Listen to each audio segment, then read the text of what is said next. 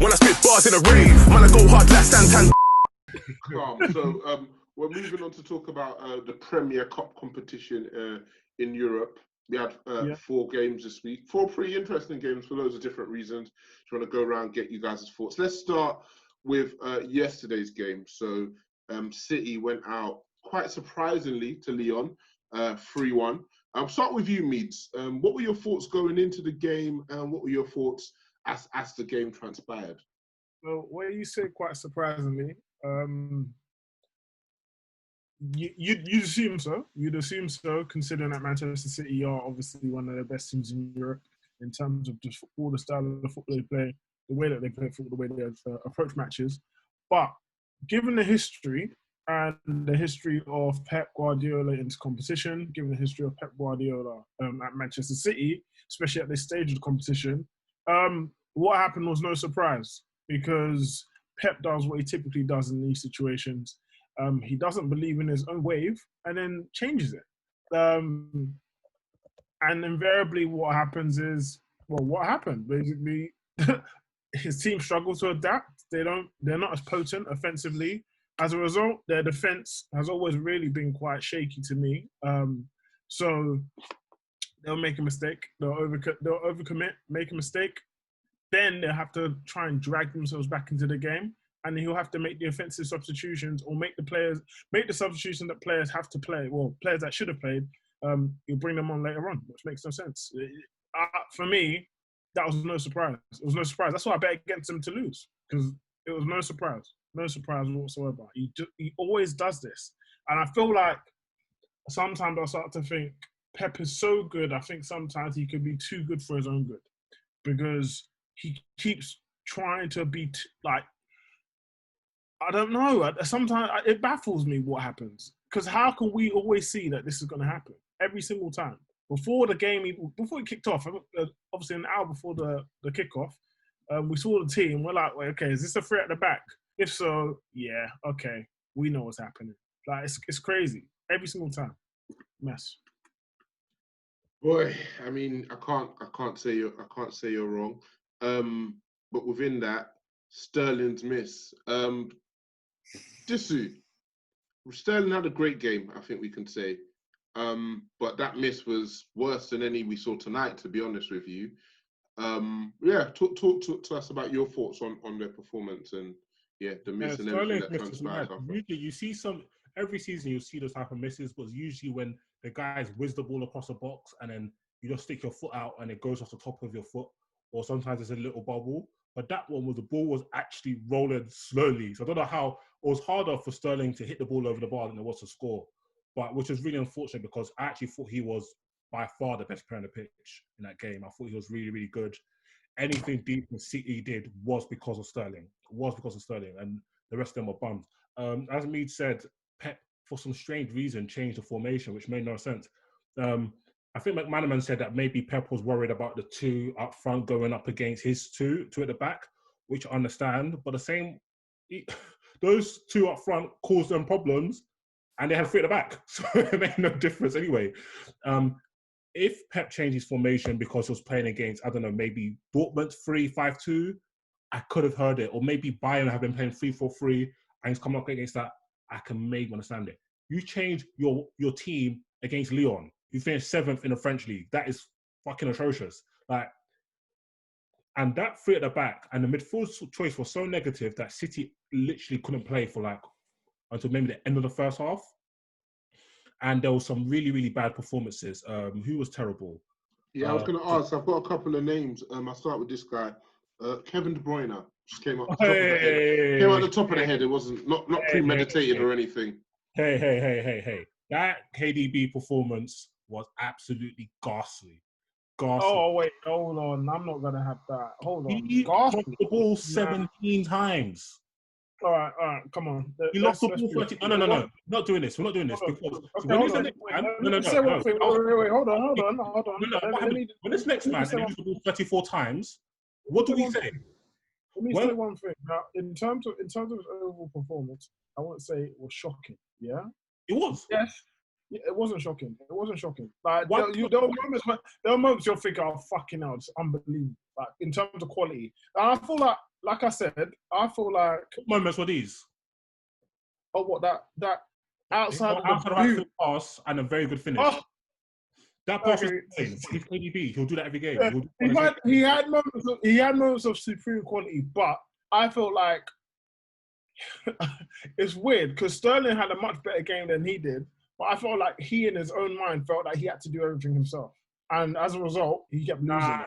I kept seeing him trying to dribble. I kept seeing him trying to dribble a pass like 3-4 man. He didn't really need to do it. I saw like Gabby Jesus as well. Poor. Like we'll talk about Kevin De Bruyne actually before I digress onto Jesus. No. But yeah, KDB's performance, it wasn't fantastic. It wasn't great. But for me, he was out to kind of drag this team over. And you know when like that, a bit of Gerrard syndrome. Like sometimes if it comes off, it can be fantastic. But when it doesn't come off, it looks very, very shoddy. It's a shoddy performance. It's a shoddy performance. I don't think I've ever seen a pass accuracy of 58% in my fucking life. Yeah, well, that's bad. 30. That's bad.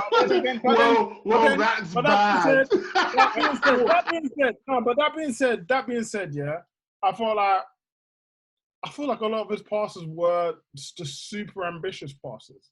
I know it was poor. It was poor in that regard because I think that they weren't hitting. His passes weren't hitting. And also, another thing that I noticed in that game, because it was so fucking shit in terms of like the midfield composition and just the attack, there was no one in the box. So KDB is trying to do these adventurous crosses and passes into no one because Gabby Jesus is drifting that wide. Utter mess. It was just an utter mess for like 40 minutes. Like about 35 to 40 minutes. It was just poor. No, I'm not letting you come and do up Harvey Specter for Kevin De Bruyne. That was an absolute disaster class. Man was passing ball to next man. He took 17 crosses, and you said there was nobody in the box, and he still managed to churn out 17 crosses. That was fucking disgraceful. Man trying to dribble. I don't want to see you dribble again unless it's transition. Never seen anything like it, Gaffer. And the thing is, Kevin De Bruyne is amazing. But that was just a shit game. I don't know why. When it's KDB, man tried to pretend, oh no, it wasn't that. He was trying to drag. Don't want to hear none of that. He was fucking trash. Gabriel Jesus. That's what I thought. Gundogan. I genuinely thought that he was trying to win the game by himself. That's what I felt. I thought he kept trying to win the game. Gundogan was shit. Rodri was shit. I think the only people wait, hold on. That Rodri brother. I knew he was gonna do this. Let's revisit. Because I have to. Because again, these bums. Because these bums, yeah, by default, started rating man because Pep bought him. It happens all the time. It's fucking jarring, bro. What does he do? Like, I'm talking about, like, what does he excel at in terms of as a player? He's a decent player. He's a good player. Like, in terms of, like, he's a good, solid player. Like, he'll give you a 6.5 out of 10 every week. But what exactly is he great at? You know, I can't say it. He's got no outstanding qualities, man. Nothing to him. Nothing at all. Yeah, them man were calling him Busquets and that. That's a bit brazy to me. Nothing at all, bro. Very disrespectful. Nothing at all. Mahrez just started because as soon as Mahrez came on, quality instantly. Chopping, man. Even for the goal. That pass around the corner for Sterling was unreal. Unbelievable. He showed KDB how to play. He's too good. I understand why he doesn't start every week, but he's too good not to start every week. I don't understand. I don't understand. I'll never understand that. Because sorry. the people you're starting City, everybody got to eat. Everybody got to eat, cuz. Everybody eat. Foden after the game he had against Real, man didn't even get to grace the pitch. Man brought on Silva for Swan Song, you know. Like, are you still trying to win, or is this a goodbye my friend episode? Like, what's going on here? As soon as the beginning of the game, I said there's no way that Foden and Mahrez should have been off the pitch. Do you see what I'm saying? As soon as Mahrez comes on the pitch, a bit of creativity, because the only creative player there can't create unless he's spamming fucking crosses into the box. So my man came on, switched the game up. Sterling cut it back for KDB. You're in business. And then the defending from City for the goals that they conceded, Ederson, so poor. Absolute joker. He's a joker. Everyone, I don't care. But I remember, I think a couple of men were saying that they think that when he first came, man, also Alexson came. I think it was after their first season. There were people saying that, I was one of those people. Better. I was one of those people. I can't see it. I can't. I can't like Allison's CV. I actually can't remember Allison doing the Mazine. Allison's done the Mazine a few times this year, bro. Do you know what I'm saying? So it was just poor, and I think that LYON didn't show any great. In fact, LYON had a good 30-minute spell of keeping the ball, but outside of Aour and some of the, I was about to ask you about him. I was about to ask you about Aour. What did you guys think of his Ellis? What did you think of his performance? Yeah, he's a baller, man. He's a good baller. I like the way he picks up the ball, takes some players. I like the way he turns it from defense into attack. He's someone to look at. Very, very big future for him. I think he's going for about 50 million euros this summer. Have you guys been linked? No, I think it was linked last. I don't think it was linked. No, let me not lie. I don't think it was linked. I don't think anyone's been linked with him. You weren't linked, but I wanted to see if you'd lie there still. Nah, I don't want to lie. City are tapping him up still. City are tapping him up. See, after the game, De Bruyne was saying a few things still. They've been talking even Pep, but cool. So we Pep, 3-1 loss to LYON. How dare KDB come out and talk about another year different thing? What were you doing on the pitch? What the fuck was you doing on the pitch? Spamming the ball? Are you fucking? Hey, no. If I was Pep, I would have lost it. How dare What's your problem? What's your problem, Gaffer? You know what his problem is. You know his problem is. You say KDB is better than. You know what his problem is. Yeah, it's a problem thing. But where's the problem thing in it? No, what's problem today? What's problem today? That's a good question. Listen. We've had our United segment. I missed it. Run it back. Pogba turn up in the second half. Not even gonna lie. Guys. Generally, we've got quite a lot to cover. You turn up in the second half. Guys. We have quite a lot to cover. Is that when United need a goal, my guy ain't. There's one point in the halfway line, KDB was thinking about crossing the ball. And the thing is, he was central as well. That's the worst.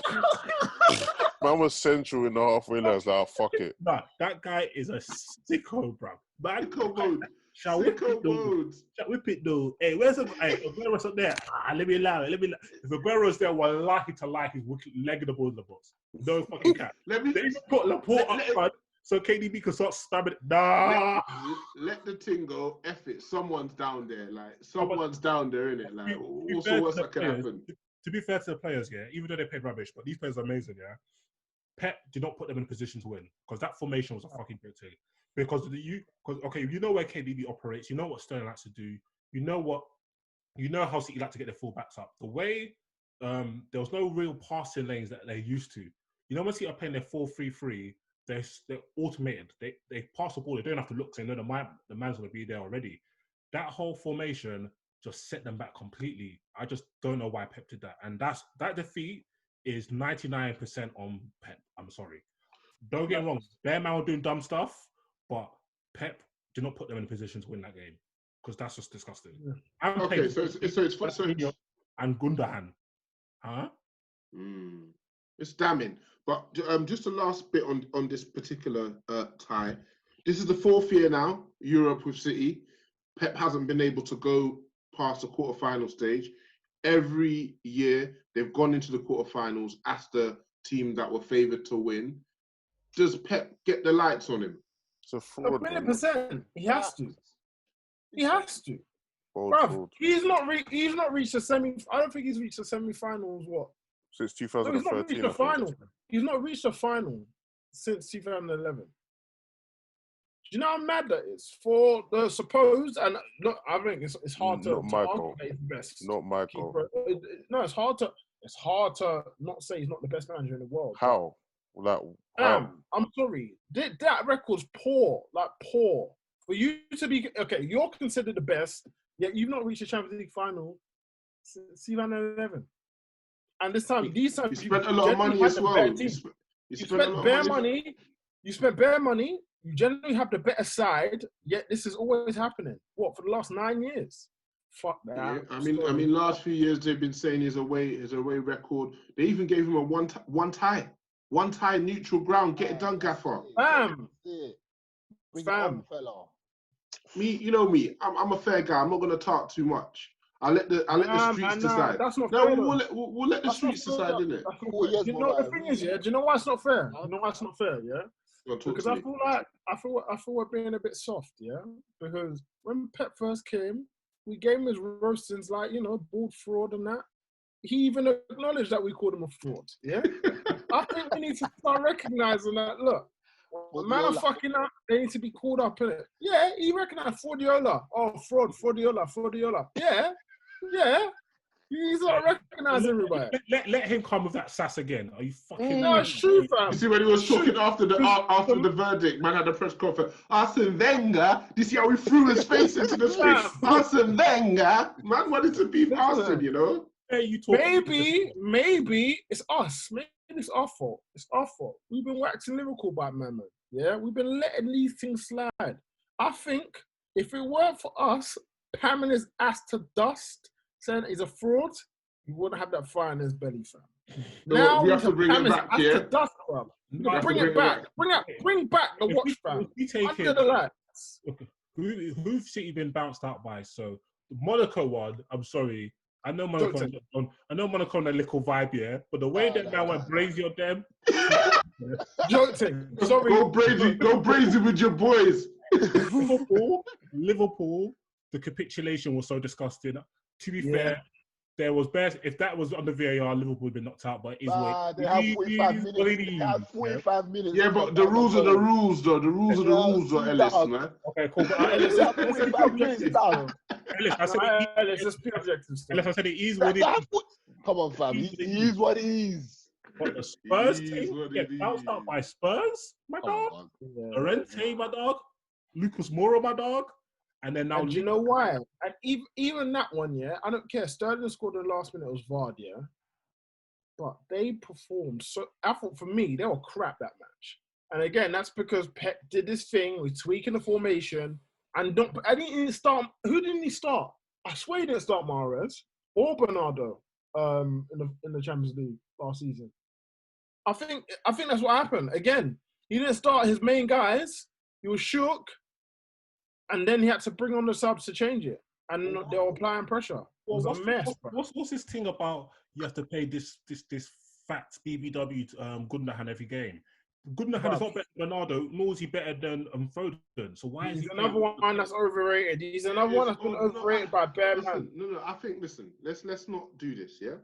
Gundogan suffered a couple of serious injuries, and physically, he's not the player that he was. I don't understand why Pep still starts him, because for me, he's a guy who should be playing when it's a jolly up.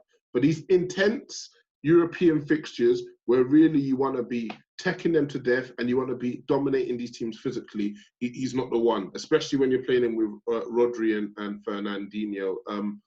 It's bondage, innit? And I mean, Pep knows and Gundogan knows why he's still using him. Gundogan was on the pitch like, bro, why am I out here, bro? Like, it's a bit of a mad thing, I'm moving a bit mad. But yeah, we move. Going on to the next game, Seb. I think when I spit bars in a rave, man, I go hard like Santan.